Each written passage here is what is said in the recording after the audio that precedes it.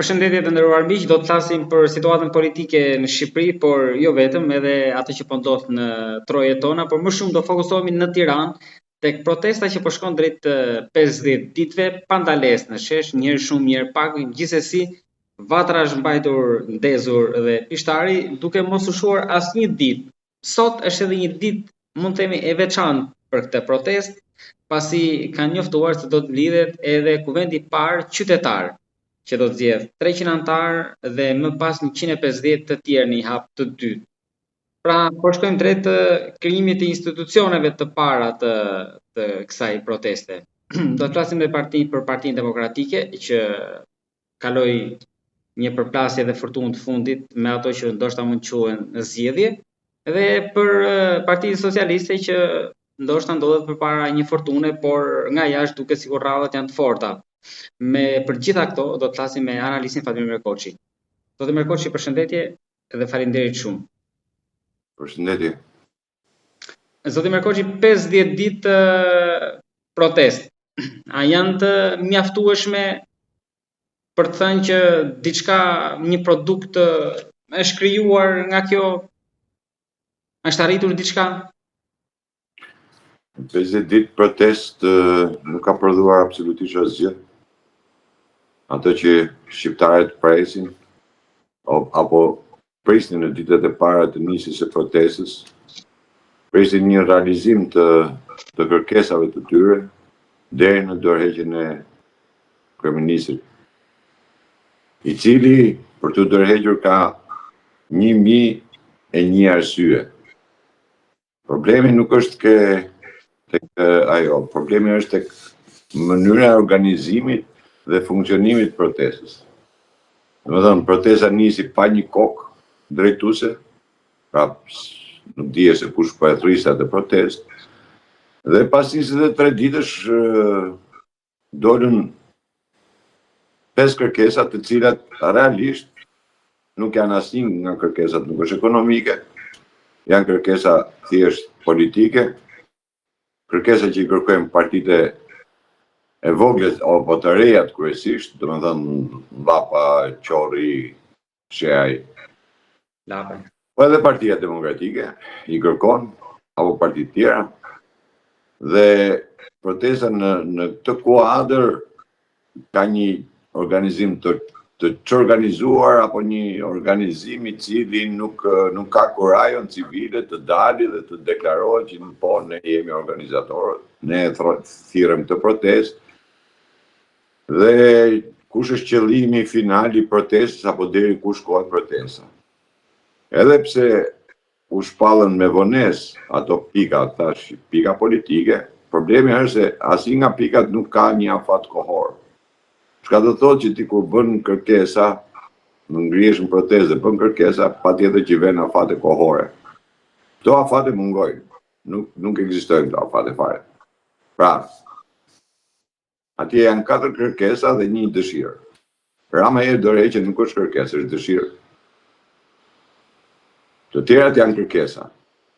Por ky popull nuk ka hallin e kodit elektoral, nuk ka hallin e financimit partive, apo e heqjen e këtij ligji apo ligjit tjetër. Për një arsye të thjeshtë sepse shqiptarët po braktisin vendin. Shqiptarët janë në kulmin e varfërisë të tyre, ku nuk shtyjnë dot muajin me bukë. Kështu që në këto kushte do të ishte udhës si protestat të kishte kërkesa ekonomike, sepse është shumë e thjeshtë, kërkesat ekonomike kthehen në kërkesa politike, apo janë kërkesa politike. Nësa kërkesat politike nuk kthehen në kërkesa ekonomike. Po, ndoshta ndjes zoti Merkoçi se po ndërpres, po gjithçka në fundit ju e dini më mirë se unë, është politike. Patjetër që është politike. Pra ne thash që kërkesat ekonomike automatikisht janë edhe kërkesa politike. Kështu që dhe në një emision tjetër kam thënë që në 91 ne nuk kishim absolutisht asnjë lloj përvoje dhe gjithsesi kur nisën protestën e 91-shit, nisëm me 17 kërkesa ekonomike, s'kishim as dorëheqjen e Nanos, asgjë. Kishim thjesht kërkesa ekonomike. Në një muaj që u bë protesta, Nano nuk i realizoi dot kërkesat tona sepse ishin të gjitha me afate. Atëherë u detyruam të dhënë dorëheqje. Ju krijuan një qeveri teknike. protestat këtë rol kanë. Kanë rolin e përshkallëzimit. Pra, nëse ti nuk mi plotëson kërkesat në afate që unë veun, do ta përshkallëzoj kërkesat dhe atë protestën. Dhe ajo që është më e keqja është që aty në protest flitet gjithmonë për protest paqësore. Ne nuk mund të bëjmë protest paqësore, nuk ka protest paqësore. Hiqeni nga mendja, protest paqësore është gënjem vetë. Po, edhe dy raste që ishin para parlamentit me incidente, ato më shumë i shfrytëzoi pushteti incidentet, kurse kësaj protestës paqësore me këto simbolikat, pankarta, thirrjet e tjera, gra fëmijë aty të mëshuar, të rritur, më the të thash, të gjithë duket sikur e zuri pak mat edhe pushtetin. Nuk e zë mat pushtetin, më dëgjoni, këto janë lojra që bëhen aty brenda, nuk ka lidhje ajo, se ti nëse shkon ke parlamenti me 30 veta, me 50 veta. E kupto, nuk mundet të përballesh me një polici që kishte 500 veta aty. Pra, masiviteti protestës ka të bëjë shumë kur bëhet përshkallëzimi i protestës. Nëse në atë protestën e parlamentit, e supozojmë dhe ishin 5.000 vetë, çfarë do bënin policit? Do bënin dhunë? Nuk e bënin tot. Ja po ta themun që se bënin tot. E ne e kemi provu. Dhe aq më tepër kur është një protestë qytetare, që nuk e drejtoj partit politike, patjetër që protesta do marri jahon tjetër. Dhe kjo ndodhi, një realitet këtu bë, ajo që unë kam thënë gjithmonë që protestat nuk janë të partive politike, por janë të popullit. Ajo që thash ndodhi që këtu nuk doli një grupim drejtues i protestës me ide të qarta. Kjo është e gjitha. Dhe ajo që unë kam thënë edhe prapë them, kjo protestë më tepër u përdor se sa ishe në favor të shqiptarëve. Shqiptarët nuk ditë ta shfrytëzojnë, po kjo është e vërtetë. Po që u përdor nga Europa nuk diskutohet fare. Si e përdori Europa këtë? Po Europa kishte një konflikt ndërmjet Europës edhe Trumpit, këtë duhet ta pranojmë dhe duhet ta themi. Dhe Europa krijoi një incident apo shfrytëzoi një incident apo nuk e di se si, edhe që të jetë rastësor është shumë e vështirë ta kuptosh që është rastësore. Për shembull, një zvarritje që u bë një person i Zvërnec, pa kalu 24 orë, 4 grupime të ndryshme në bulevard u bën takimin dhe u grumullu gjithaj një njeri. E kuptova atje. U bën gjithaj protestë. Dhe ajo që është tjetra, gjithë mediat e botës u fokusuan. Kur flasim për mediat kryesore të botës, si janë CNN, MT thash, vinte me kamera dhe i jepte direkt protestën. Dhe të gjithë mediat fokusoheshin tek pjesa që shqiptarët po dalin kundër Trumpit, kundër pronës si do vjedhë Trumpi. Dhe kjo vërtetohet me faktin që i gjithë tashmë fushata që bëhet në Amerikë, se në Amerikë ka filluar fushata për zgjedhjen, të gjithë kandidatët, qofshin senator apo kongresmen që kërkojnë të bëjnë, domethënë që kandidojnë, të gjithë nisin me një fjali të vetme që Trumpi po vjedh pronat në Shqipëri. Pra, Europa ja arriti qëllimin. Kam thënë edhe në një shkrim timin ku Pompeo me Cezarin e bën betejën në Tiranë, në Shqipëri, Europa me Trumpin e zhvillon betejën në Tiranë. Por shqiptarët pavarësisht nga kjo, shqiptarët do ta shfrytëzonin për veten e tyre. Nuk arritën ta shfrytëzojnë. Prandaj them që ai grupimi që nuk doli se kush ishte grupimi i kësaj protestë drejtuesit. Nuk mund të i thonë llave lëshoshi pul pa kokë, se dihet se ku shkon.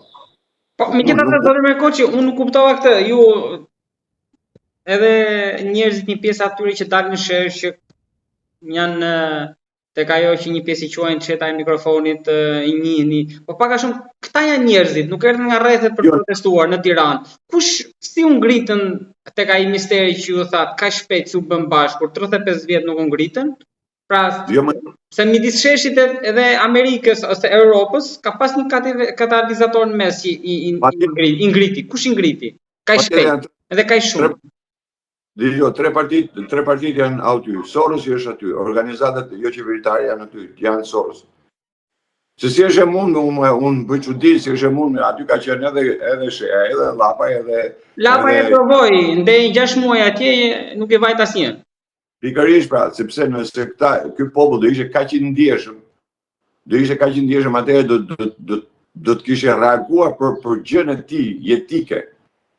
Unë atë që thatë, unë ndeta për minimumin etik aty vetëm tek pull me pankarte me njërin tjetër nuk reagoj askush.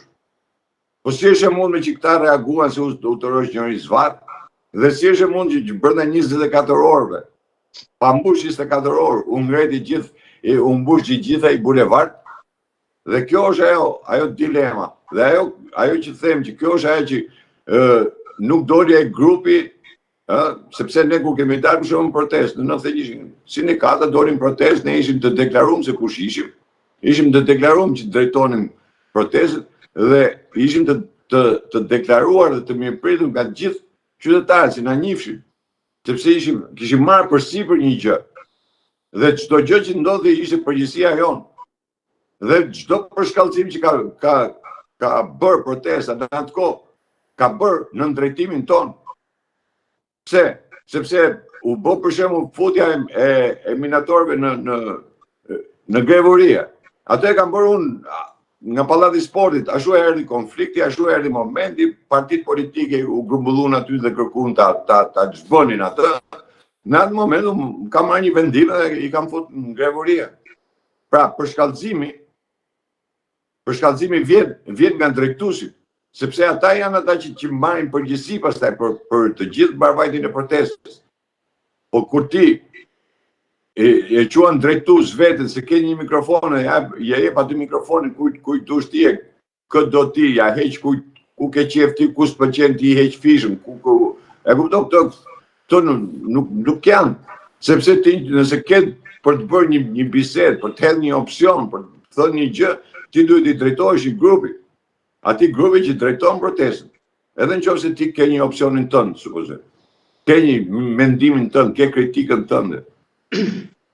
Po aty s'ke kujt i drejtohesh askujt. Sa të këdo që unë kam 46-48 ditë në atë protestë. Unë nuk di, realisht po ta them, nuk di se kush i drejtoj. Dëgjoj, jo ky, jo ai, po sa herë që i shoh ata shmangen. Ju kanë ftuar për të folur, për të marrë fjalën ato, apo keni kërkuar ju që të flisni? Jo, është fatkeqësi tash ta them edhe këtë që ditët e para ju e dini shumë mirë që ditët e para doli qytetaria e Tiranës, pati shumë njerëz. Realisht themi. Edhe kur erdhi diaspora dy herë. Plas ditët e para.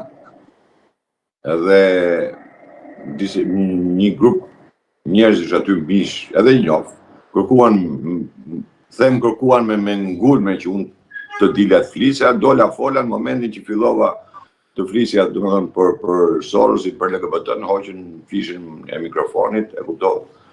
Dhe nga ai momenti thash, e keni në bumerang për veten tuaj, sepse gjithë ai grupim njerëzish që ishin qytetarë të Tiranës e kuptuan dhe u larguan dhe sot nuk vinë në protestë. Por kjo ka ndodhur me të gjithë atje.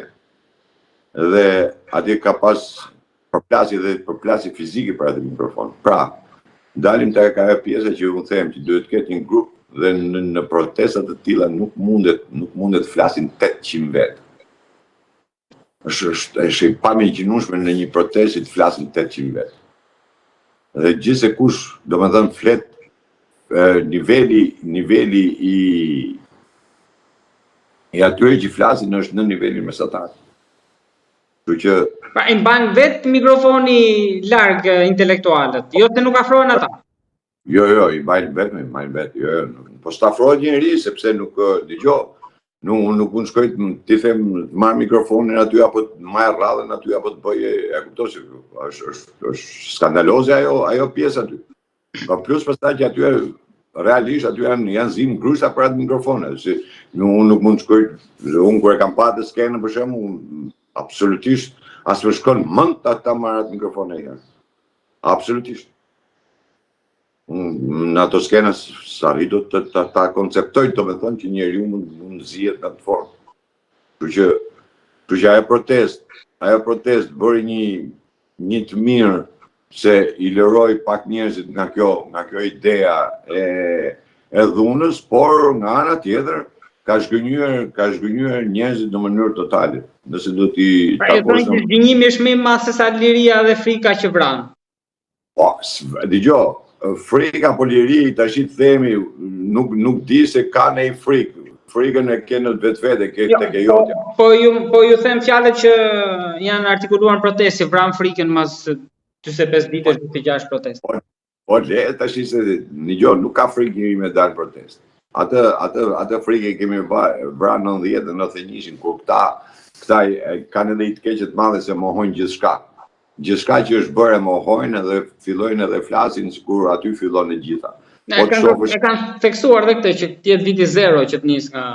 Po pra viti 0, këta thuti se këta janë Zeusi që zbritën e Muhamedi, zbritën nga qielli këta edhe këta do ta bëjnë. Unë megjithatë unë kam thënë edhe prapi mbeten me bindet plot, domethënë që brezi 30 vjeçar është ai që ka shkatruar Shqipërinë dhe brezi 30 vjeçar është ai që po e shkatron Shqipërinë.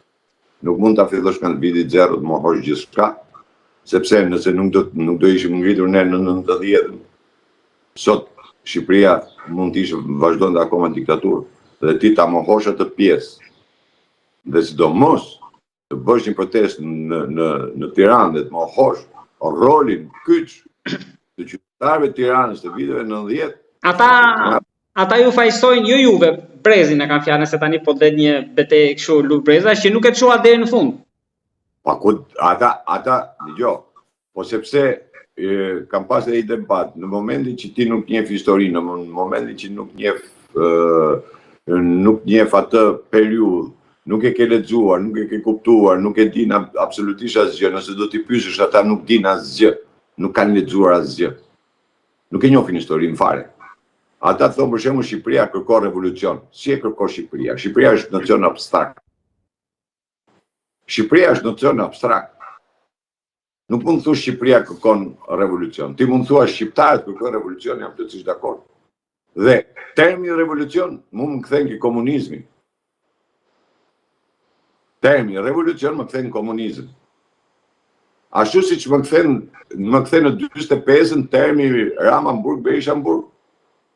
Pra del shesh dhe ti kërkon t'i dënosh njerëzit, ishin 45-ën që të veshin një mikrofon aty për jashtë dhe përplasin njerëzit duar, thoshin militar, varet militar. E kupton? Gjyqje popullore. Ose ideja tjetër që të futemi t'hiki ky, t'hiki ai, t'hiki parlamenti, t'hiki këta, do vim ne, do ta bëjmë ne qeverinë në shesh. Si po ka qeveria në shesh? Si bëhet parlamenti në shesh? Pikërisht se më dolet tek ajo që do pritet të ndodh, tek kuvendi që do mblidhet. Çfarë mendimi keni për këtë kuvendin qytetar me 300 anëtar, pastaj do ketë një rreth më të ngushtë me 150, që ndoshta më pas mund formoja qeverinë teknike në hije. E para gjë që ai s'është kuvend, ai është kongres. Se kuvendi bëhet me burra. Unë nuk di se ka burra aty. Aty ka njerëz të forësit, ka të majt, ka të djathtë, ka gjitha rryma. LGBT jashtë aty brenda, gjitha. Dhe në këtë lloj forme nuk mund të quhet kuvend. Ai kuvendi ka pesh tjetër. Kuvendi janë quajtur kuvendi i maleve thoshte. Ishte pesh tjetër, ishte gjë tjetër. Kush i zgjodhi këta njerëz do shkojnë atje? Kanë aplikuar dhe më pas sot do zgjidhen. Unë nuk aplikoj nuk aplikoj se nuk jam të apliku për vend pune. A kuptoni edhe kush e përzgjedh? Dakor, e aplikova. Kush e përzgjedh? Dalim prap tek ai grupi ta antar vetë do ta zgjidhin. Po kush pra kush? Kush janë antarët? Ore, çdo gjë ka një grup organizator. Edhe kur ndërton një shoqat, edhe kur ndërton një parti, edhe kur ndërton një firmë, edhe kur ndërton një gjë, ka një grup organizator olla. Që quhet grupi nismëtar. Po kishte një letër që ju bën ambasadave, një grup nismëtarësh. Ambasadave mund t'i bëj çfarë do, unë si protestues do ta di më zotri. Ambasadave bëj çfarë dushti. E kemi provuar këtë teatrin. Në këtë teatrin që është ajo, e mbani mend, besoj që thonë bëjmë teatrin. Unë u thash, o zotri, do ta marrë sindikata teatrit këtë ndorë, jo ju jeni pa identitet. Dhe vjen puna, erdhe përfundimi, erdhe që u shema i teatrit. Dhe nëse unë ta e kritikoj pikërisht për këtë që nesër kjo mos të bjerë poshtë. Mund të jetë ajo që unë kam thënë ditën e parë, që këta duan të krijojnë një parti politike, por është turshme që ti të shfrytëzosh energjinë e njerëzve për të krijuar parti politike. Zoti Merkoçi, këtë nuk e kuptoj këtë që ju thatë në fund, sepse si mundet nëse nuk krijohet një parti politike, ndoshta unë kam gabim, ju mund ma shpjegoni, që të luftohet sistemi nga brenda. Sepse me qëndrimin në protestë, në shesh, e treguam forcën për 50 ditë. Tani nuk do rinë gjatë gjithë kohës aty. Do krijojnë një lëvizje, do i përshtaten për të hyrë sistem që ta luftojnë sistemin nga brenda. Ata që janë aty, ata të gjithë janë antarë të partive të Qorit, Llapajt, Gonshejt, PD-s, PS-s, PR-s, LSI-s, gjithë aty i ke. Absolutisht asnjë nga këta nuk ka luftuar të partitë e tyre. Absolutisht asnjë. E gjëja e parë që do të krijosh një grup nisëtar, unë pranë them do të krijosh një grup nisëtar. Tash nuk mund mbledhësh ti kongres me 300 veta. Po kush i zgjodhi këta 300? Ju thoni me aplikim, po kush e zgjedh këtë aplikim? Kush e hap të formular? Kush e bën këtë? Pra, duhet të jemi pak më me këmbë tokë. Dhe ajo që është kryesorja, kur ti arrin të bësh një kongres, thash unë kuvon se quj kur atë, të arrin të bësh një kongres, ose të para se të shkosh te kongresi, duhet të jesh i legjitimuar. Duhet të kesh i vendim gjykate. Se për çfarë bëhet ky kongres qytetar? Që jemi në Haxhi Xhamili, po Haxhi Xhamili dhe do mbabën hajde o burrë. Ajo se jemi në 2026, por duke qenë se këtu për 35 vjet është e vërtet kjo është e vërtet, që për 35 vjet nuk u ndryshua as mentaliteti as kultura politike në Shqipëri. Dhe vazhdojmë, pra ne jemi edhe në tranzicionin komunist. Vazhdojmë në të lloj linjë tranzicioni. Dhe po t'i shohësh, edhe ata që flasin, edhe ata që veprojnë, po t'i shohësh është mentaliteti të majtës, vazhdon mentaliteti të majtës, edhe aty vazhdon mentaliteti të majtës. Mungon e djathtë në Shqipëri dhe dalim tek ajo pjesë, pastaj që ju kam thonë, që mungesa e elitës shqiptare sjell këto lloj pasoje, se nëse do kishte një elitë Shqipëria, ishte elita pastaj që e merrte në dorë situatën. Po këtu s'ka elitë, kush do ta marrë? Dhe ata do zihen njëri me tjetrin, kush do ta marrë? Ju të shihni që në atë kongres do krifen njëri me tjetrin, çfarë s'ka për dalë? Ky Llapaj me Shabanin për post deputeti, nuk lanë gjopa i thonë njëri tjetrin. Jo më ata aty që duhet të jenë gjithë parët. E gjithë të jenë të ajo pjesa e asaj partije që do krijojnë nesër. Po duhen të jenë gjithë lidera në për postin në për të. Kështu që thash është protesta për mua, unë jam gjithmonë me protestat, edhe nuk kam asnjë lloj dyshimi, kushdo që të bëj protestë unë jam aty. Patjetër, e mbështes çdo lloj proteste, nuk ka rëndësi. Por ju ndaheni tek pjesa që jo revolucion paqësor, por revolt qytetare. Po patjetër, unë jam për revolt, unë jam reaksionar, nuk jam i majtë vëlla, nuk jam i Sorosit, lidhe kam unë me revolucionet i do Sorosit, si du unë. E majta të bën revolucion. E majta ka revolucion intelektual. I keni në gjuhë Soros, shoqëri civile. Ata vazhdojnë akoma me termin shoqëri civile, vëlla. Këte e shajnë Soros e këte e thënë shoqëria civile. Shoqëria civile, çfarë është Soros? Po, kur ju thoni që këtë proteste ka kapur Sorosi, atëherë fundi i saj është si teatri, pra do shembet? Sorosi ka kap gjithë politikën shqiptare.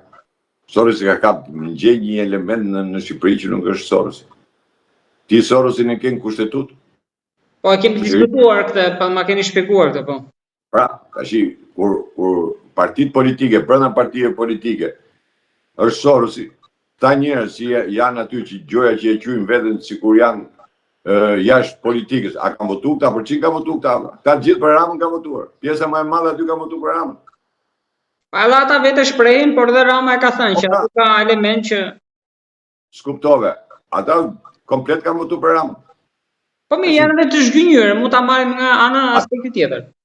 Patjetër, nuk e vën dyshim. Ore nuk jam, unë thash jam me protestën, jam me çdo gjë. Jam totalisht, unë jam për mënyrën dhe rrugën si po e ndjekim protestën. Dhe unë po them, protestë pa kërkesa ekonomike nuk mund të quhet protestë popullore. Kjo është protestë e partive politike. Kërkesat politike nuk kthehen dot në kërkesa ekonomike. Zoti Merkoçi, çfarë keni? Janë politike. Kaq e thjesht. Ju çfarë keni parasysh kur thoni revolt qytetare? Deri ku mund shkoj? Revolta qytetare me si qeveria.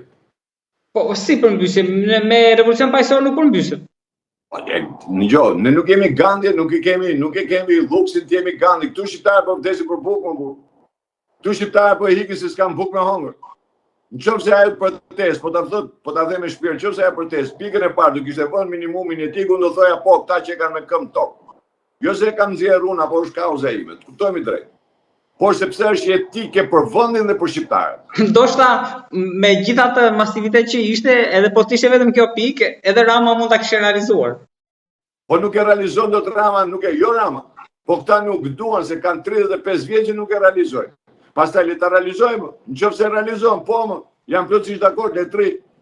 Nëse ti siguron, po e dini ju që minimumi etik e kam shpallur, kam thënë është minimali është 500.000 lekë të vjetra.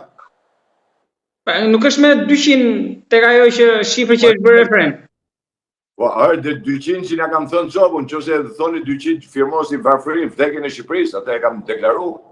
Dhe të ullet me çdo lloj specialisti, çdo lloj gjëje, nëse del më pak se sa kaq sa them unë, minimumin po them, do jetë kaq, se mund të jetë edhe më tepër. Po minimumi është 500. Me çdo lloj specialisti, me çdo lloj njeriu, ulem tavolinë kam bërë dhe kjo bëhet në diskutim. Po kur ti e thua që unë nuk bëj diskutim me ty, dialog me ty, nuk takohem me ty, çfarë do arrëzosh? Se ka dhe i problem. Pra ju thoni sikur u takuat ju në 90-ën me heqjen atëherë të takohesh edhe këta tani. Edhe deri ditën e fundit. Biles edhe kur ka ikë Nano, edhe me qeverin bub jam taku. Sepse pikat kanë qenë po në tavolinë. Dhe një nga pikat, supozojmë, që kur ku qeverisë bubit e pa diskutueshme, e pa negociueshme, pa e pa diskutueshme, ka qenë që ditët e grevës, një muaj që Shqipëria u paralizua, u fut në grevë, ato ditët e grevës do paguheshin nga qeveria se sindikata nuk kishte para për të paguar se s'kishte fonde. Dhe ran dakord dhe u paguan. U paguan. 5-6 pika u plotësuan qysh në fillim, pastaj të tjera avash avash. Por negociohet. Po qofse ti thua pa negocim, fal, ç'a kuptimi ka kjo? Shtetet janë luftë njëra me tjetrën dhe negociojnë. Ti këtu do me e qeveri nuk negociojnë. Po me negociojnë. Por negociojnë në momentin kur ti ke, thash edhe kur ke pika ekonomike, qofse ti ke, për shembull, duhet kesh për fasoneri, duhet kesh për biznesin e vogël, duhet kesh për biznesin e mesëm, duhet kesh për energjinë, duhet kesh për naftën, duhet kesh për ata u futën për negociuar dhe me studentët dhe këtë frikë kishin se do ta mësonin. Se studentët nuk përfaqësojnë popullin studentët. Jo, kur u futën 2018 e kanë fjalën që edhe studentët nuk negociuan. Kam qenë vetë të ajo protestë. Se ju e di, unë jam çdo protestë, unë atij grupit studentëve u kam thënë, ku i keni pikat, a ke ministrit? Jepja edhe diskutoni me ministrin. Jo, tha, si jo? Po qa pika shenë atë s'dishin qa pika shkishim. Aja protestë u nis nga Erion Velia më bu. Jetojmë tu, gjonat janë të dukshme.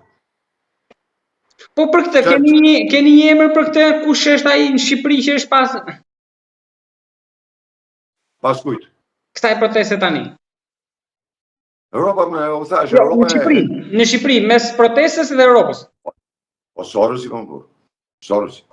Dëgjom, Sorosi është një organizatë e cila ka dhe rrymat brenda vetes, patjetër që ka dhe rrymat brenda vetes. Kur them që politikën e ka kap Sorosi dhe të gjithë shoqërinë shqiptare ka kap Sorosi. Ke 380, vetëm shoqata ke 380 pa llogarit parti politike që janë 100 e sa. E tjera, universitete dhe qëshitar. Sepse aty për shembull nuk... Ore, Shqipëria, këta thonë Shqipëria diktaturë. Këta thonë Shqipëria po vjedhët dhe unë jam plotësisht dakord me gjitha. Po si nuk dëgjoj një thirrje që t'i thotë emigrante, o vlla, na ka pushty ky, po na vjedh tokën, hajde ktheuni në shtëpi tuaj.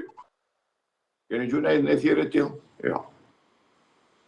Po mirë, hyrja me dhunë e zënë në institucione, do ta zgjidhte këtë? Kjo revoltë? Po nuk hy me dhunë në institucion. Po çfarë nuk kuptoni me revoltë atëre qytetare? Revolta ka përplasje. Momentin kur acarohen situatat dhe ti përplasësh me forcat e rendit, me këtë, me atë, ai është i detyruar nesër do ulet me ty se je popull. Populli ka gjithmonë të drejtë. Populli edhe mund ta djegë atë godinë. Dhe ti nuk i thua dot gjysmë fjalë. Keni dëgjuar ti dali dikush kundër protestës? Absolutisht, as i ambasada, as i gjë. Pse? Se është popull. Momentin që del partisë po i thon. Po jo popullit. Pra ne gjithë, unë bëj një pyetje, nëse do të dëgjosh ti që sot janë ngejt në protest në Francë, në Itali, në Greqi, janë ngejt sot protest. Gjëja parë që pyet thotë, po çfarë janë ngejt? Dhe do të dëgjosh që janë ngjitur për çmimin e kësaj, për këtë. Keni dëgjuar ndonjëherë që ngjet protest Italia për financim partish? Çfarë to? Vjen keq. Koncept, nuk kanë konceptin, kjo është e keqe. Ta jo vetëm që nuk kanë koncept, ta dhe nuk duan dëgjojnë valla. Ta ju po çemi një vetë gjenerata Z, thotë. Hajde, mirë, mrek, vazhdojmë. Zoti Merkoti, ju më dolët e ambasadorët edhe këto, po t'ju pyes në aspektin ndërkombëtar. Rama ishte në Turqi, ishte në Francë, në 2 herët në rresht para, aty sigur e pat ju dhe të gjithë të tjerët, edhe ishte pastaj në Bruksel u mbyllën kapituj, tani kujt i besohet Europës që thotë ju jeni mirë, ne mbyllim kapitujt, sheshit, qeverisë, opozitës. Pra në aspektin ndërkombëtar, si e keni parë Ramën këto kohë? Është më i fortë, më i dobët? Nuk kam thënë që Rama ndërkombëtarisht është i vdekur. Ju e pat në rresht parë, por nuk pat fotën tjetër që isha në rresht fundit. Te ceremonia zyrtare e samitit ishte aty. Ceremonia zyrtare është me protokoll.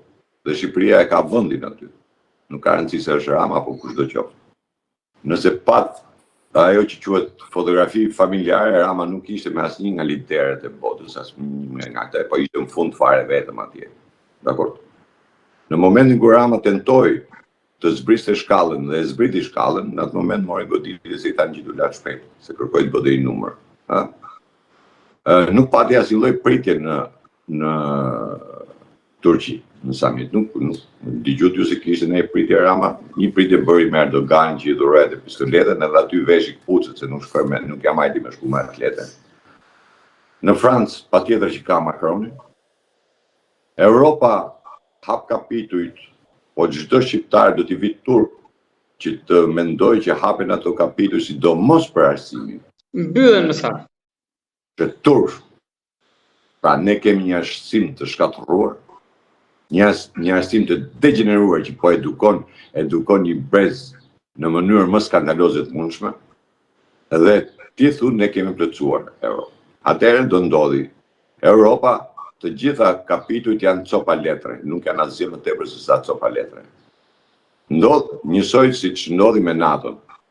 Nëse ju kujtohet samitin e shkuar, Trumpi tha do rritet buxheti 5% dhe këtë vit tha gjë tjetër.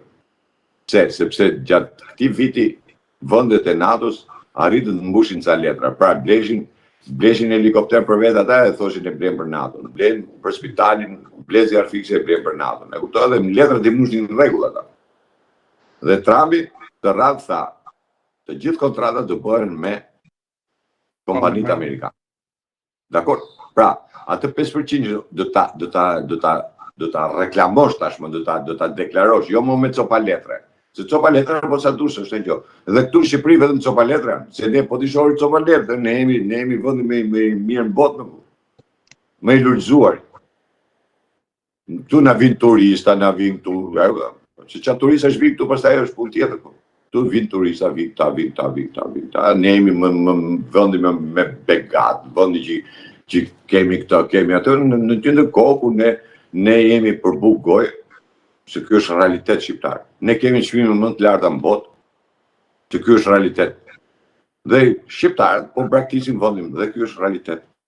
Nuk kemi zhvillim as në industri, as në bujqësi, nuk prodhojmë asgjë dhe euro ka rënë pikjat, është forcu legu dhe është forcu ekonomia. Do fusim euron tani, zyrtarisht. Po se qa ekonomia është bërë? Të më thoni ekonomi, më thë. Ti të gjithë industri je ke pas, ti e ke shkatru.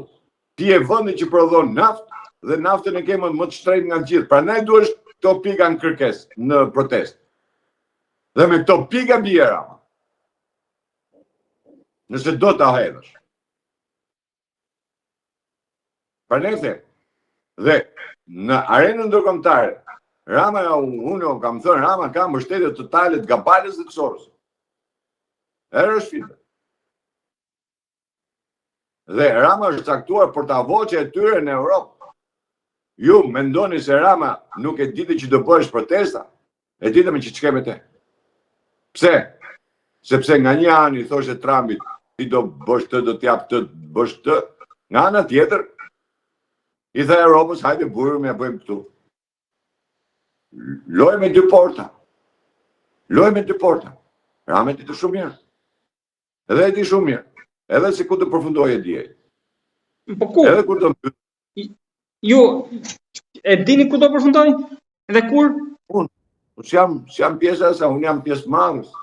Unë jam protestues, jam njeri që them do Zoti realizohet. Por, rrugëm prap e përsëris, rruga është e gabuar për mu. Për mua është rrugë e gabuar. Është një energji e quar dëm. Për mua. Dhe do jetë turbi më i madh nëse këta njerëz nesër do krijojnë një parti politike, keni të bindur që ajo parti politike nuk ka për të marrë as votën e vet, jo më njerëzve të qytetarëve që kanë dalë shesh se të gjithë qytetarët janë filluar dhe kthjellohen nga truri. Mund ta një njeri mund ta gënjesh një herë, mund ta gënjesh dy herë, por nuk e gënjen dot gjithmonë. Zoti Merkoçi ju tha që Rama e di ku do përfundoj, pra sipas jush ja kanë caktuar fundin, tani mund ta afirmos njëri fundin e tij të keq? Përveç se Amerikës askush tjetër. Nëse na pëlqej apo s'na pëlqen, i pëlqen këtyre apo si pëlqen këtyre, pa firmën e Trumpit Rama nuk ikën. Po aty sikur s'ja hodhi syt, po se dim çfarë. Tash edhe herë, pa firmën, duhet të kuptoni një gjë, se edhe kjo protest, pse themun Rama i e dinte, sepse edhe bashkë nuk kemi diskutuar, në 25 dhjetor 2025, Kushteri ka dërguar një letër zyrtare Ramës, unë e kam bërë publike, ka dërguar një letër zyrtare Ramës, kur i thoshe për një vit do pezullohet çdo veprim. Pra deri këtë nëntor që do shprehet, në dhjetor. Deri dhjetor, të këtij viti çdo gjë ishte e pezulluar. Për projektin flas. Dakor? Dhe se nga doli pastaj më mrapa kjo, ta zgjidhin këta që e bëjnë. Ju tha që Rama nuk ikin pa firmën e Trumpit, po i bie që tani edhe samitin mund ta quajmë të kryer që do bëhet në Tiranë? Samiti mund të bëhet në Shqipëri, mund të bëhet në Tiranë, por Rama nuk do jetë. Kjo është e padiskutueshme. Nuk do jetë edhe sikur të jetë kryeministër. Rasti më i keq. Kjo më duket e pabesueshme. Dakor. Që mos jetë kryeministri aty. Po. Edhe sikur të jetë thash kryeministër, nuk do jetë në samit. Për një arsye të thjeshtë, sepse edhe kësaj radhe Rama nuk duhet ishte. Ftesa i ka ardhur presidentit. Presidenti me autorizim e ka deleguar Ramën dhe vetë shkoi lyti Zara atje ku ishte me i venën e gjithë. Po mirë, fakti që ka deleguar herën e parë nuk do thotë gjë që se delegon herën e dytë. E delegoi se ishte jashtë territorit të Shqipërisë. Po duke qenë takimi brenda territorit të Shqipërisë nuk e delegon dot. Nuk e delegon dot se ku të shkojë presidenti. Se samitet akoma se caktu data. Se kur nuk caktohet data ka dhe dilema. Se edhe mund mos bëhet fare. Si samit. Se samiti s'ka qenë për të bërë vit për vit. Pra ju thoni që Suzi atje nuk ka vendosur. Ore, po them, jo me vetë Trumpi, keni të bindur, sepse thash, ajo që ka ndodhur në Shqipëri dhe që është transmetuar në të gjithë mediat e botës, është një sulm frontal kundër Trumpit. Kuptojmë drejt. Dhe amerikanët janë një çik të ndjeshëm në këtë pikë. Mos harro dhe konflikti me Iranin, lufta që bëhet në Ukrainën, janë shumë gjëra që ndërthuren njëra me tjetrën. Zgjedhjet që janë në dorë, Partia Republikane nuk është se është komode sot në Amerikë, flasim drejt. Kështu që i duhen disa kapërcime. Zoti Merkoçi, po si është e mundur në 1 milion këtu arritëm t'i përplasim trumpiste, sorosiste, më the të thashë. Tash për Pompei me Cezaren këtu u bë lufta, nuk ka ndonjë problem. Por mos harroni edhe pjesën tjetër që në samitin e NATO-s, Rama nuk ishte ai Rama që keni parë në takimet e tjera besoj. Po kam thënë që Ramën nuk do më e pa njëri me sy. Atë kishim edhe takime, jo me Meloni, me disa si takime. Ke kultuva aty aty ke kafe të takosh gjithë, u them takim zyrtar tamam që ti tulesh 8-8 në një zyrë edhe të diskutosh, flasësh, bësh i marrëveshje, bësh i gjë. I kanë vënë një lloj embargoje për shkak protestës? Jo, Rama e ka marrë embargon me kohë, unë kam thënë me kohë që Rama e ka marrë embargon. Unë ju kam thënë është çështje kohë se kur unë ju kam deklaruar edhe tjetrën. Rama ta zgjedhë ku do e bëj burgu, do e bëj në Shqipëri apo në Amerikë. U ka duk pa çudi, s'ka rëndësi. Unë kam thënë me kohë këtë. Rama të zgjedhë ku do e bëj në Shqipëri apo në Amerikë.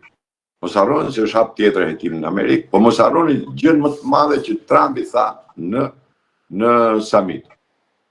Trumpi deklaroi luftë marksizëm-leninizmit. Jo komunizmit, marksizëm-leninizmit. Është një dallim shumë i madh. Pra, luftë në rrënjë. Se komunizmi është pjellë e marksizëm-leninizmit. Nuk është marksizëm-leninizmi pjellë e komunizmit. Dhe ai deklaroi, dëgjoj, lojra fjalësh duken, po në diplomaci dhe në politikë janë shumë të rëndësishme, se si i vendos. Dhe ai në summit deklaroi marksizëm-leninizëm.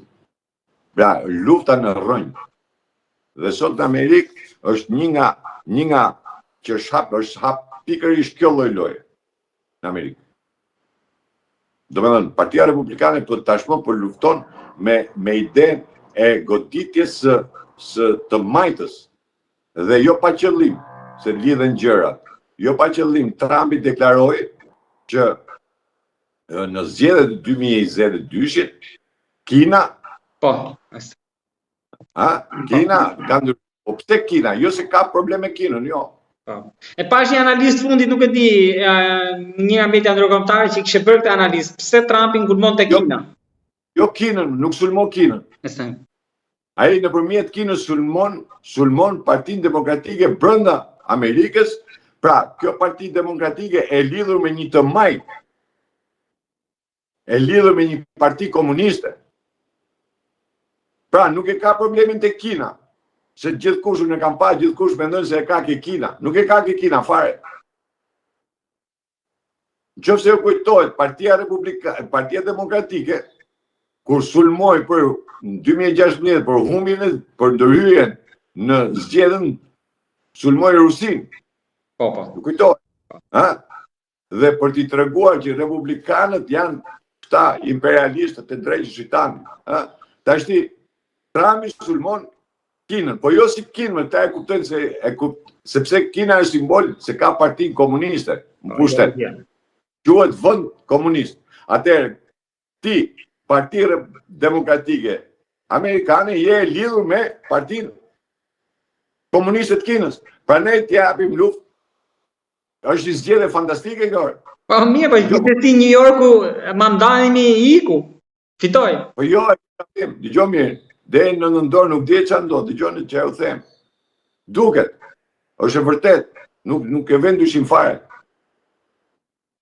Edhe New Yorkun edhe këtë, po nuk është New Yorku që vendos. Në zgjedhje. Kuptojmë drejt. Por unë e kisha në idenë të bërit politik. Kështu bëhet politika. Pra, ai godit këtë për përfituar këtu. Ajo që thash në fillim, unë jam plotësisht dakord, por Europa nuk po i ndërhyj fare, po shqiptarët nuk ishin të zot ta shfrytzonin. Fitonin ta shfrytzonin. Dhe këtu është ajo. Këtu është politika. Pra ti të shfrytzosh atë që jepet. Pra, ai tjetri do të bëjë këtë, po ti duhet të shfrytzosh. Lufta bëhet në Ukrainë me Rusinë, amerikani fito pse shet armët. Europa do ta mbaj në vazhdimsi pse? Sepse kërkon mbylli korrupsionin e vet. Ju e dëgjuat për shembull deklaratën e Ramës, asnjëherë si dëgjova që ta thoshte. Rama tha të fillojmë me ndërtimin e Ukrainës. Te mbledhja që bëri.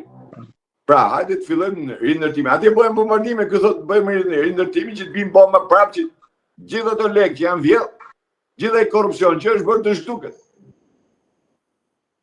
Pra, çdo deklaratë nuk është kaq e thjeshtë. Ose deklaratë që bëri kjo Serbia. Po, do të pyesja edhe për atë. Po, deklaratë që bëri kjo spastrim etnik. Për çfarë bëri? Pse mendoni ju se ai do vi vërtet bëj spastrim etnik? Harroni. Për nxitje konflikti. Mos harroni se janë zgjedhjet. Nxitja e konfliktit tani ju thoni që do shërbente të dyve dhe Ramës dhe Vučićit për të kapërcyer këtë situatë?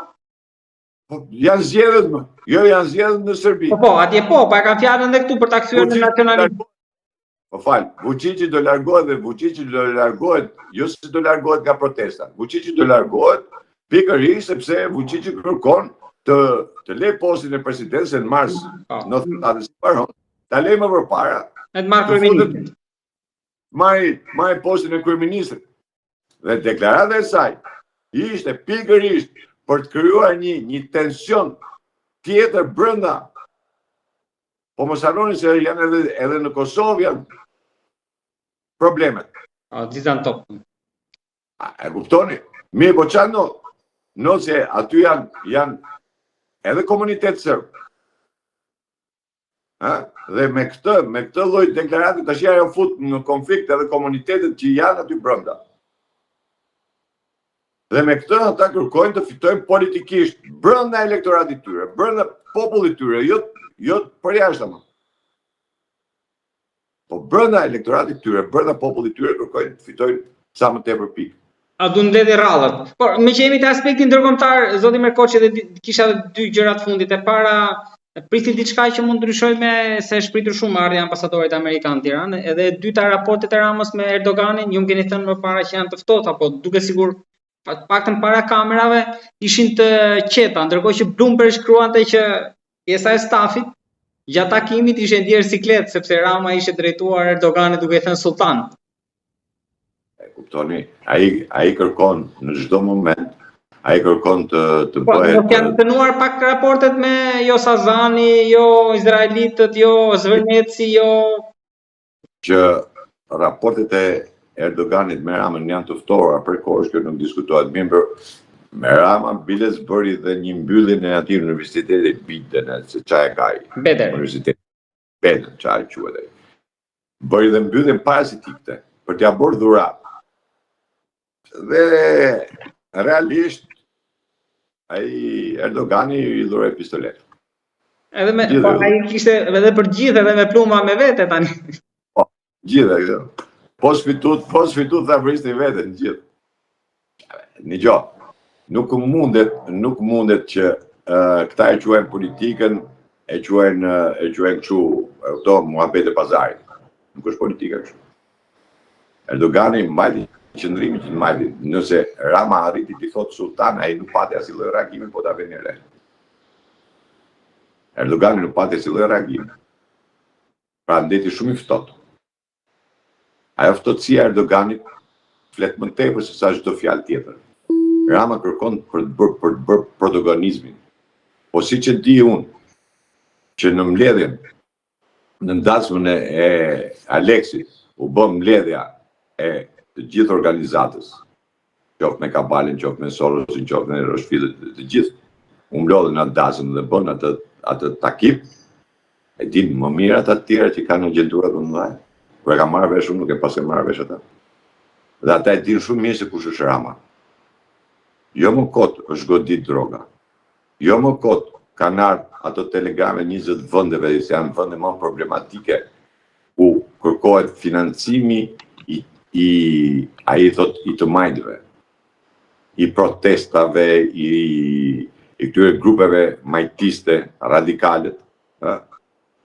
Dhe ardhe këti ambasadori tashmë, unë them se vjen një ambasadori i cili nga pikpamja, po ta shohësh nga pikpamja diplomatike, nuk të vjen mirë, se thu, nga pikpamja tash politike.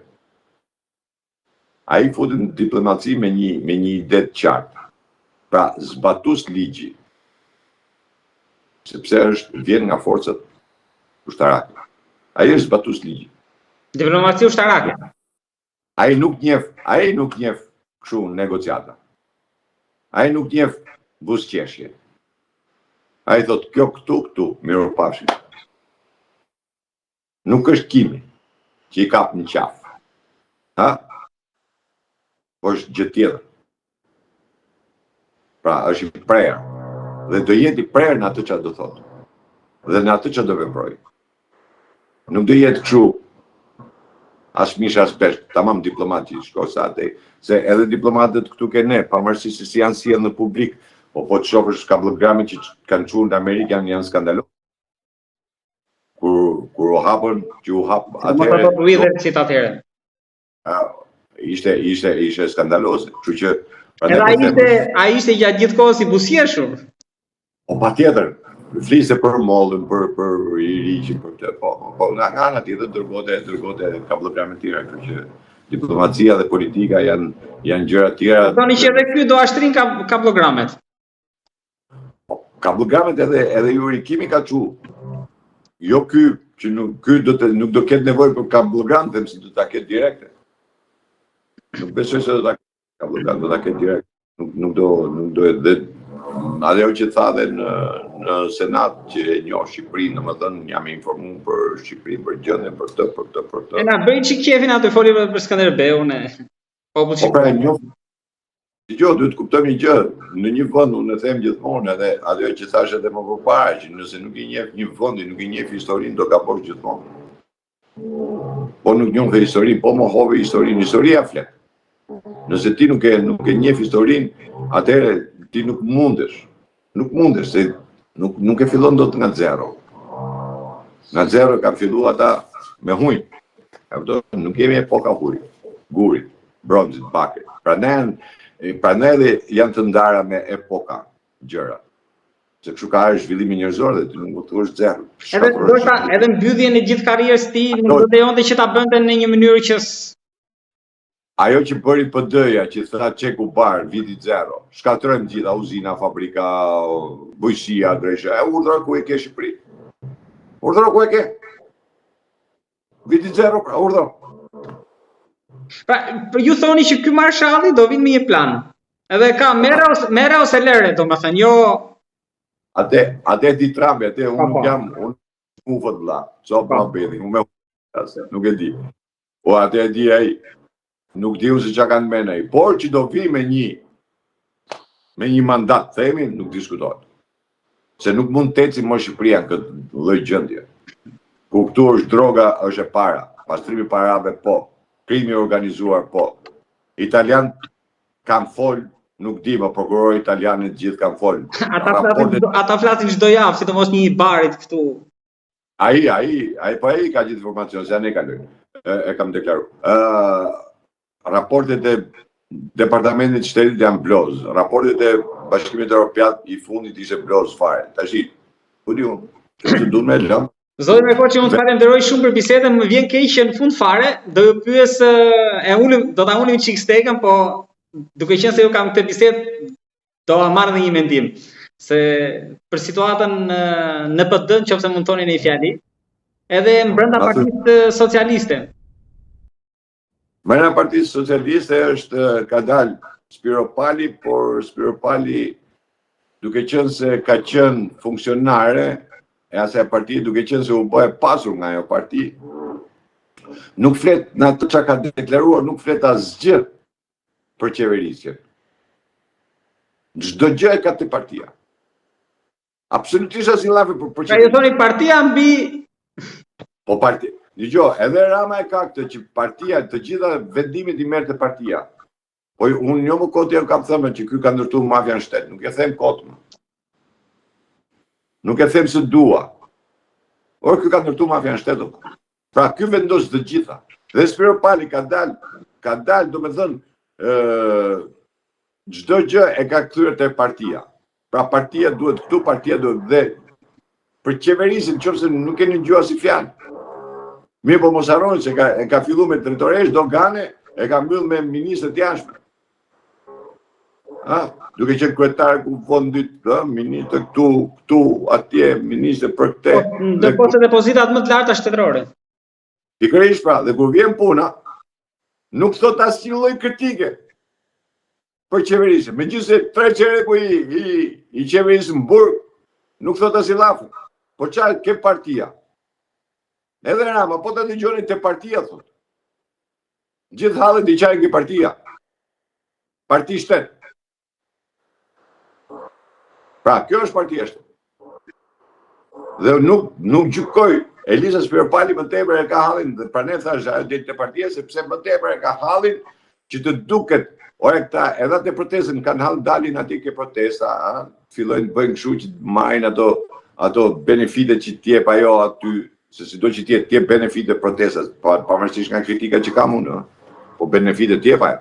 Dhe këto lloj benefitet t'i marrim, t'i bëjmë, nesër të dalim tek ajo me perspektivën se nesër mund të krijohet një qeveri tjetër, unë t'jem ministre prapë, se t'jam këtu, se kam përkrahur këtë, se kam bërë këtë, se kam te partia unë i kam thënë ato që duheshin njërën tjetër. Pra ne të thash është nuk ka absolutisht asgjë të paktën për të mirën e shqiptarëve të Shqipërisë, nuk thot asnjë gjys fjalë.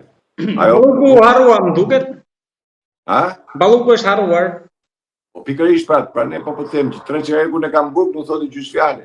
Mirë, po mos harroni, është kjo Elisë e cila nuk ka pranuar që Balluku të arrestohet. Është po kjo Elisë e cila ka ngritur kartonin apo ka bërë propagandën për KKP-t, MMP-t, PPP-t, paketën e maleve të fushave, për këtë gjithë është katrim që bën në Shqipëri. Ka ngjet për korporatën, është Elisa që ka ngjet kartonin, nuk ka kërkuar falje. Më minimalin, them. Këta s'kërkoj falje, po më minimalin. Pra nuk ka asnjë lloj kritike ka shi qeverisjes. Nuk ka asnjë lloj kritike ka shi parlamentit dhe megjithëse ka qenë kryetar parlamentit.